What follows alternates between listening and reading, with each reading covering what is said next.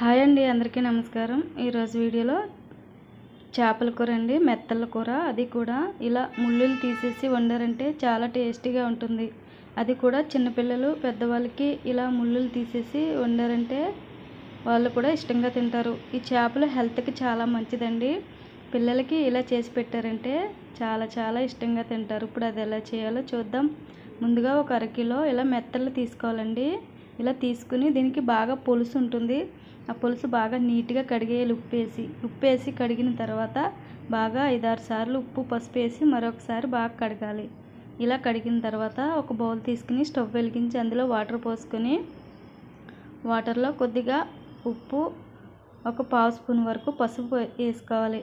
ఇలా వేసుకుని ఆ వేడి నీటిలో ఈ చేపలు వేసేయాలండి. ఈ చేపలు వేయడం వల్ల అంటే మనకి తొక్క అదే స్కిన్ బాగా గుజ్జు బాగా వస్తుందండి.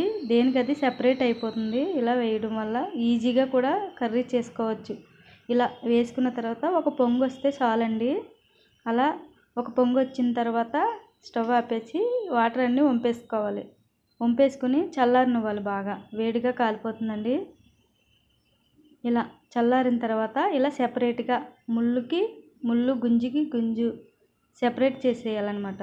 చూసారా, సైడ్ ఉంటాయండి ముళ్ళులు, చిన్న ముళ్ళు ఉంటాయి. అవి మళ్ళీ పిల్లలు తినరు. అలాంటప్పుడు నీట్గా తీసుకోవాలి. ఇలా మధ్యలో ఒక ముళ్ళు ఉంటుందండి, సైడ్ని కూడా చిన్న ముళ్ళులు ఉంటాయి. అవి నీట్గా తీసేసుకోవాలి ఇలా వీడియోలో చూపించిన విధంగా. ఇవి హెల్త్కి చాలా మంచిదండి. పిల్లలకి పెట్టడం వల్ల ఇలా ఈ కర్రీ చేశారంటే ఇంక అస్తమానం ఈ కూరే తింటానంటారు. ఇలా తప్పకుండా ట్రై చేయండి. ఇలా మొత్తం చిన్న చేపలన్నీ ఇలాగే ఒలిచేసుకోవాలి. ముళ్ళులు సెపరేట్ చేసేయాలన్నమాట. చూసారా, చాలా చిన్నగా ఉన్నాయండి. ఇవి కూడా తీసేయాలి, సైడ్ ఉంటాయి. ఇప్పుడు ఈ విధంగా ఒలిచేసుకోవాలి మొత్తం అన్నీ. చూసారా, ఈ విధంగా కొంచెం టైం పడుతుందండి. కొంచెం టైం తీసుకునే కూడా ప్రిపేర్ చేయాలి. చేపలు వలటానికే టైం పడుతుంది. కూర సింపుల్గా అయిపోతుందండి. ఇప్పుడు స్టవ్ వెలిగించి బాండి పెట్టుకుని ఒక 4 స్పూన్ల వరకు నూనె పోసుకోవాలి.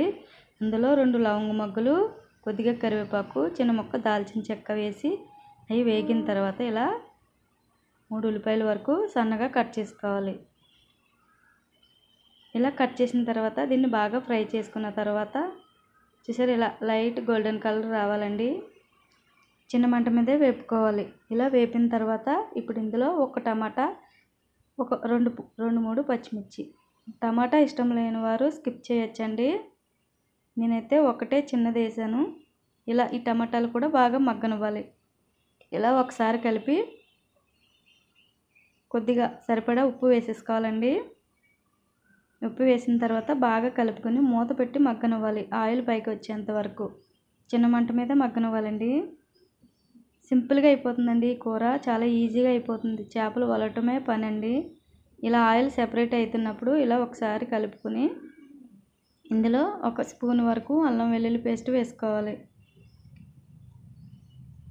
అల్లం వెల్లుల్లి పేస్ట్ పచ్చివాసన పోయేంత వరకు ఫ్రై చేసుకున్న తర్వాత ఇప్పుడు ఇందులో 1.5 స్పూన్ కారం వేసుకోవాలి.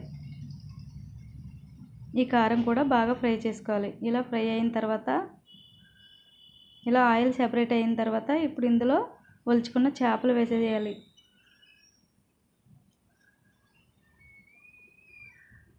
ఇలా చేపలు బాగా కలిపేయాలండి. కారం బాగా పట్టేటట్టు మొత్తం అంతా బాగా కలపాలి.